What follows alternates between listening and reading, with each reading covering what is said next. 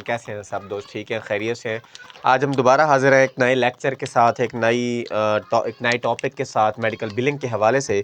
अगर आपने हमारा चैनल सब्सक्राइब नहीं किया हुआ तो लाजमी हमारे चैनल को सब्सक्राइब करें, बेल आइकन के बटन को प्रेस करें ताकि हर नए आने वाली मेडिकल बिलिंग की अपडेट्स आप तक पहुँचती रहें।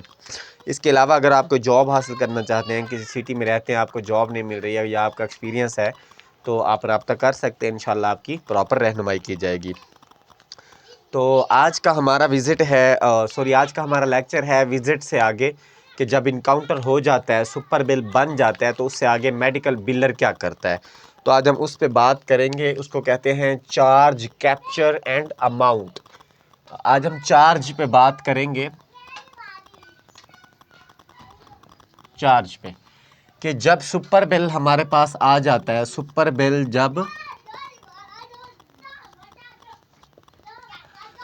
बिल जब सिस्टम में अपलोड हो जाता है, सुपर बिल जब सिस्टम में अपलोड हो जाता है तो मेडिकल बिलर यहाँ से इसका काम स्टार्ट होता है। जो इंडिविजुअल मेडिकल बिलर हैं, जो एज ए फ्रीलांसर काम करते हैं, जो डायरेक्ट प्रोवाइडर के साथ काम करते हैं, उनका काम बेसिकली इस सुपर बिल के बाद स्टार्ट होता है। वो जैसे ही सॉफ्टवेयर में लॉगिन करते हैं, जैसे ECW है सॉफ्टवेयर, या UHC है, या MD एजेंडा है, ये सॉफ्टवेयर के नाम है, या कायरो है, या ऑफिस वाले है, ये सॉफ्टवेयर के नाम है। काफ़ी सारे सॉफ्टवेयर है, मैं चंद एक का नाम ले रहा हूँ। जब भी हम एज ए मेडिकल बिलर हम इन सॉफ्टवेयर को लॉग इन करते हैं, तो हमें सबसे पहला, हम जिस लिस्ट को देखते हैं उसमें सारे सुपर बिल होते हैं कि कितने पेशेंट ने विजिट किया। बेसिकली सबसे पहला हमारा काम क्या होता है, एक नए पेशेंट के लिए पहला काम क्या होता है, और एक ओल्ड पेशेंट के लिए, जो हम इस्टेब्लिश पेशेंट है, उसके लिए हमारा काम क्या होता है। तो हम नए पेशेंट की पहले बात करेंगे। एक पेशेंट जो पहली दफ़ा क्लिनिक पर आया, तो उसका जब सुपर बिल हमारे पास आता है तो हम क्या करते हैं। सबसे पहले हमारे पास 3 चीज़ें होती हैं सॉफ्टवेयर के अंदर, इंश्योरेंस कार्ड, या ID कार्ड, या पासपोर्ट, ये हम पहले बात कर चुके हैं, या SSN कार्ड, सोशल सिक्योरिटी, या एम्प्लॉय कार्ड, या ड्राइविंग लाइसेंस। इसकी हमारे पास पिक्चर होती है। ये बात अपने ज़हन नशीन करें। इनमें से किसी एक की पिक्चर हो सकती है या इन सब की भी हो सकती है। ये कितने डॉक्यूमेंट हैं? 1 2 3 4 5 6। इनमें से किसी एक की पिक्चर सॉफ्टवेयर के अंदर मौजूद होती है, जो पड़ी होती है पेशेंट इन्फो के अंदर, या डेमोग्राफिक के अंदर, या इनटेक के अंदर। ये ऐसे फोल्डर होते हैं जिनके अंदर पेशेंट की ज़ाती मालूमात पड़ी होती है। तो हम करते क्या है, हमारे पास बेसिकली 2 स्क्रीन होती हैं। हम 2 स्क्रीन पे, एक मेन स्क्रीन होती है, ये इसके साथ कनेक्ट होती है। अब यहाँ पे हमारा काम स्टार्ट कैसे होता है, एक मेडिकल बिलर का, जो बिल्कुल बिगिनर है, जो बिल्कुल न्यू सेटअप से स्टार्ट कर रहा है, जो जिसको बिल्कुल नहीं पता कि मेडिकल बिलिंग क्या होती है, वो मेडिकल बिलिंग में जब एंट्री करता है तो उसका सबसे पहला काम क्या होता है। जब वो काम स्टार्ट करता है किसी प्रोवाइडर के साथ, तो उसका पहला काम क्या होता है, यहाँ एक स्क्रीन पे वो ID कार्ड, या इंश्योरेंस कार्ड, या पासपोर्ट, जो भी इनमें से कोई भी चीज़ जो सॉफ्टवेयर में मौजूद है, इस स्क्रीन के ऊपर हम ऑन करेंगे। इस स्क्रीन पे सॉफ्टवेयर ऑन होगा। अब 2 चीज़ें ऑन होंगी। इस पे सॉफ्टवेयर ऑन होगा जिसका हमने पहले जिक्र किया, जैसे ECW है, या UHC है, या MD एजेंडा है, या उसके कायरो है, या ऑफिस वाले है, या टेब्रा है। कोई भी सॉफ्टवेयर हो सकता है। एक स्क्रीन पे सॉफ्टवेयर ऑन होगा, एक स्क्रीन पे ID card, insurance card, social security card, employ card, passport, driving licence, कोई भी एक तस्वीर जो है वो इस पे आ रही होगी। अब हमने ID कार्ड से नाम देखना है, क्योंकि ID कार्ड वैलिड है। एक सॉफ्टवेयर पे लुक आ रही है जो हमने खुद लिखा हुआ है। इसके ऊपर हम पेशेंट के डेमोग्राफिक ओपन करेंगे, जहाँ पे पेशेंट की इंफॉर्मेशन लिखी होगी। उस फोल्डर को हम ओपन करेंगे सॉफ्टवेयर पे। दूसरी स्क्रीन पे हमारे पास ID कार्ड या इस तरह का कोई भी डॉक्यूमेंट मौजूद होगा। इसको जब हम ओपन करेंगे तो हम यहाँ से नाम देखेंगे, सॉफ्टवेयर में वेरीफाई करेंगे। कि आया सॉफ्टवेयर में पेशेंट का नाम ठीक लिखा हुआ है या नहीं है। और हम क्या क्या चीज़ वेरीफाई करेंगे, हम उसका नाम वेरीफाई करेंगे, इसको कहते हैं डेमोग्राफिक। उसके बाद उसका वो फीमेल है या मेल है, उसके बाद डेट ऑफ बर्थ वेरीफाई करेंगे, उसके बाद एड्रेस। ये चीज़ें हम उसके डॉक्यूमेंट से वेरीफाई करेंगे। किस डॉक्यूमेंट से वेरीफाई करेंगे? जो फेडरल गवर्नमेंट रिलेटेड होंगे, जिसमें इंश्योरेंस कार्ड है, आईडी कार्ड है, पासपोर्ट है, एसएसएन कार्ड है, एम्प्लॉय कार्ड है या ड्राइविंग लाइसेंस है, क्योंकि इनके ऊपर जो चीज़ लिखी होगी वो एक्चुअल होगी और इनकी हमारे पास पिक्चर फॉर्म में होंगे ये। अब सॉफ्टवेयर के अंदर चूंकि एक पैनल होता है जिसको हम फ्रंट डेस्क कहते हैं, एक लुकअप होता है, कई लोगों ने नहीं देखा हुआ तो आप हमसे रब्ता करें, इंशाल्लाह हम आपको ऐसे ऐसे सॉफ्टवेयर बताएंगे जो आप घर बैठे उनके ऊपर ये चेक कर सकेंगे कि ये कैसे वेरीफाई करते हैं।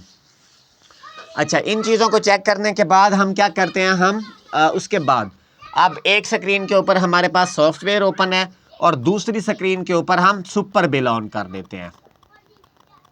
अब समझना ज़रा, आईडी कार्ड से हमने इन्फो वेरीफाई कर ली थी पहले, आईडी कार्ड से या इन कार्ड से। अब आईडी कार्ड को बंद करके उसकी जगह पे हमने सुपर बिल ऑन कर लिया है।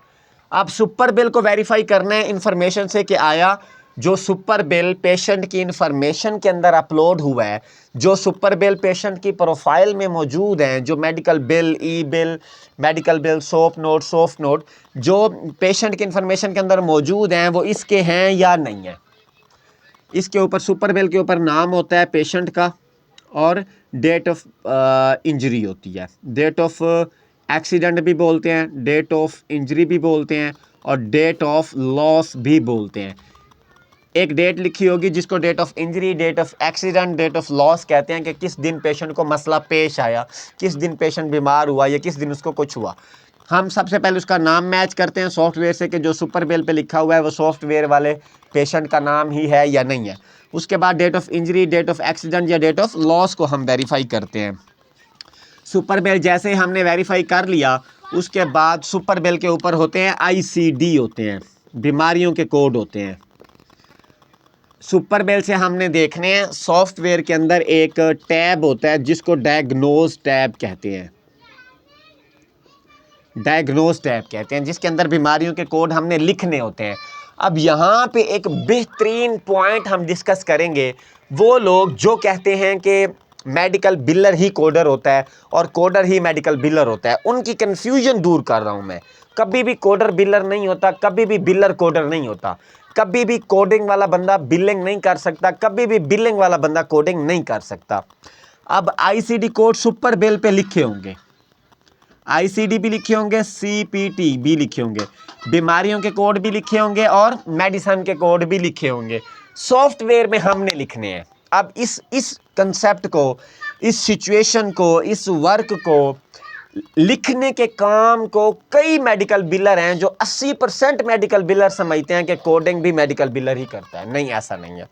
हमें कोड लिखे लिखाए मिलते हैं, सुपर बिल पे लिखे होते हैं, हमने सुपर बिल से देखने हैं और सॉफ्टवेयर के अंदर लगाने हैं, ICD भी और CPT कोड भी। क्यों? सुपर बिल एक ऐसा डॉक्यूमेंट होता है जो ऑथेंटिक होता है, जो ये वेरीफाई करता है कि पेशेंट को मसला क्या है और डॉक्टर ने मेडिसिन क्या दी है। ये चीज़ हमें पिक्चर फॉर्म में भी मिल सकती है, सॉफ्टवेयर फॉर्म में भी मिल सकती है, सॉफ्ट फॉर्म में भी मिल सकती है, हार्ड फॉर्म में भी मिल सकती है।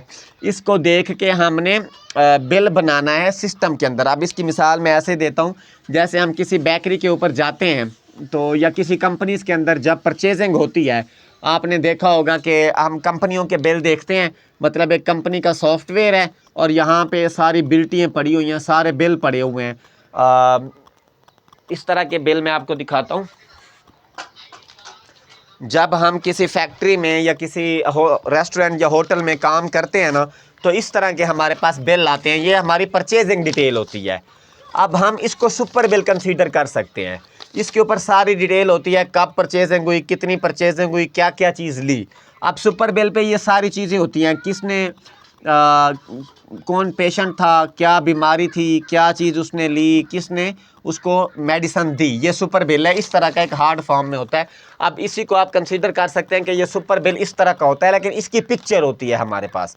अब इसको अगर मैं एक्सेल के अंदर कन्वर्ट करता हूँ सिस्टम के अंदर, तो अब मैं क्या कहूँगा कि ये चीज़ें मैं लिख रहा हूँ? नहीं, ऐसा नहीं है। ये पहले से लिखी हुई चीज़ें यहाँ से देख के उसको सिस्टम के सॉफ्टवेयर के अंदर इंटर करना, बेसिकली ये क्लेम जनरेट करने का मरहला है। इसको कहते हैं प्रोडक्शन करना। इसको कभी भी कोडिंग करना नहीं कहते। ये क्या है? प्रोडक्शन करना होता है। सुपर बिल से देख के सॉफ्टवेयर के अंदर ICD लगाना और CPT लगाना और मॉडिफायर लगाना। ठीक है। अब इसको कई मेडिकल बिलर हैं, वो समझते हैं कि हम कोडिंग कर रहे हैं। कई कोडर हैं, वो बेचारे हैं कोडर, और वो समझते हैं कि हम मेडिकल बिलिंग कर रहे हैं। ऐसा नहीं है। कोडर का काम कोडिंग करना है, मेडिकल बिलर का काम मेडिकल बिलिंग करना है। अब यहाँ से हमारे पास ये सुपर बिल होता है, इससे हम देख के सॉफ्टवेयर के अंदर ICD और CPT लगाते हैं। ICD और CPT लगाते हैं। जब हम ये लगा के सेव करते हैं तो हमारे पास सॉफ्टवेयर के अंदर PDF फॉर्म में एक क्लेम बन जाता है, एक पेपर बन जाता है, जिसको कहते हैं CMS 1500 या हैकफा भी कहते हैं।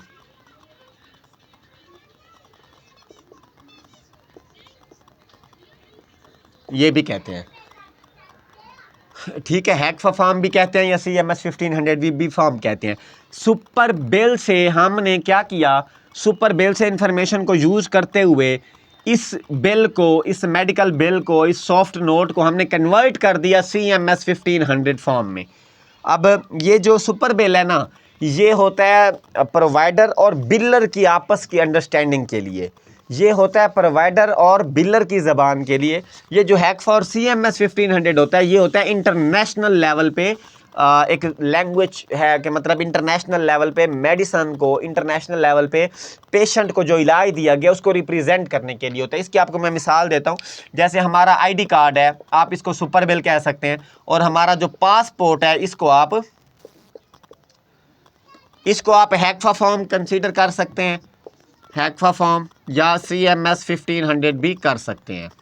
अब देखें, ID कार्ड पूरे पाकिस्तान में चल सकता है, लेकिन जब भी हम इंटरनेशनल लेवल पे ट्रैवलिंग करेंगे हमें पासपोर्ट चाहिए। हैकफा फॉर्म जो है ना, ये इंटरनेशनल लेवल पे हर इंश्योरेंस के साथ क्लेम सबमिट करने के लिए जो फॉर्म यूज़ होता है उसको कहते हैं हैकफा फॉर्म और CMS 1500 फॉर्म। ठीक है।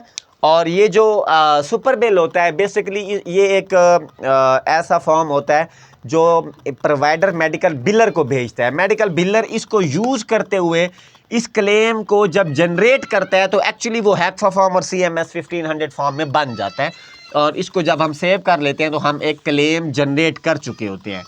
तो इसी काम को कहते हैं चार्ज, कैप्चर एंड अमाउंट।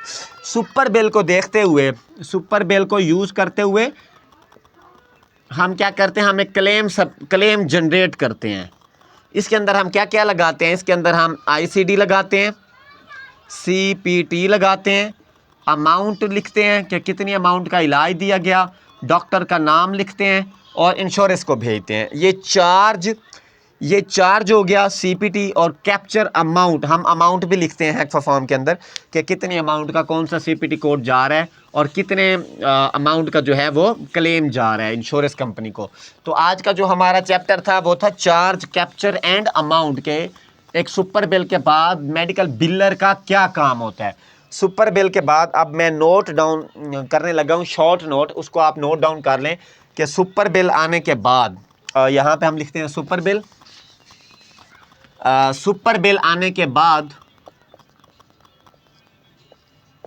एक मेडिकल बिलर की क्या क्या रिस्पॉन्सिबिलिटीज होती है? सुपर बिल को वेरीफाई करना, उसके बाद डेमोग्राफिक वेरीफाई करना पेशेंट के, उसके बाद आता है ICD लगाना, उसके बाद CPT लगाना, अगर मॉडिफायर की ज़रूरत हो तो वो लगाना, और उसके बाद इसको सेव करते हैं तो ये क्लेम जनरेट हो जाता है। इसके बाद इंशाल्लाह कल के टॉपिक में हम ये डिस्कस करेंगे कि एलिजिबिलिटी वेरीफाई कैसे होती है, क्योंकि ज़ाहिर है हमने क्लेम तो बना लिया, अब ये इंश्योरेंस को भेजने से पहले हम एलिजिबिलिटी क्यों वेरीफाई करते हैं, क्यों एलिजिबिलिटी वेरीफाई करना ज़रूरी है, और एलिजिबिलिटी वर्ड का असल तारीफ़ क्या है, एलिजिबिलिटी कहते किसको हैं, इसको एलिजिबिलिटी को हम कैसे परफॉर्म करते हैं, कौन परफॉर्म करता है, किस तरह से परफॉर्म करता है, इंशाल्लाह इसको हम कल अपने नेक्स्ट लेक्चर के अंदर डिस्कस करेंगे। अगर आपको कोई कन्फ्यूजन है कि क्लेम कैसे बनता है, या आप क्लेम फॉर्म देखना चाहते हैं, या आप सुपर बिल देखना चाहते हैं, या आप हैकफा फॉर्म देखना चाहते हैं, तो आप हमारे नंबर पर रब्ता कर सकते हैं, इंशाल्लाह आपको प्रोवाइड किया जाएगा। ये हमारा नंबर है,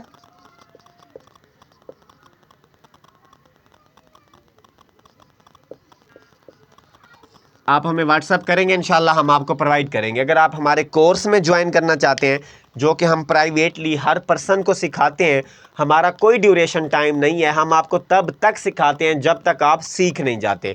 चूँकि मार्केट में एक ऐसा ट्रेंड है कि मार्केट में जब भी कोई सिखाता है तो वो एक ड्यूरेशन टाइम के मुताबिक सिखाता है, उस ड्यूरेशन टाइम के बाद वो आपको नहीं सिखाते, आप सीखें या ना सीखें आपका कोर्स एंड हो जाता है। लेकिन इंशाल्लाह हमारा ऐसा नहीं है, हम आपको तब तक सिखाते हैं जब तक आप सीख नहीं जाते। तो अगर आप हमारे कोर्स में एंट्री करना चाहते हैं या इनरोल करना चाहते हैं, तो आप हमारे व्हाट्सएप नंबर पर रब्ता करें, इंशाल्लाह हम आपको डिटेल्स प्रोवाइड करेंगे। शुक्रिया, अल्लाह हाफ़िज़, इंशाल्लाह मिलते हैं अगले लेक्चर के अंदर।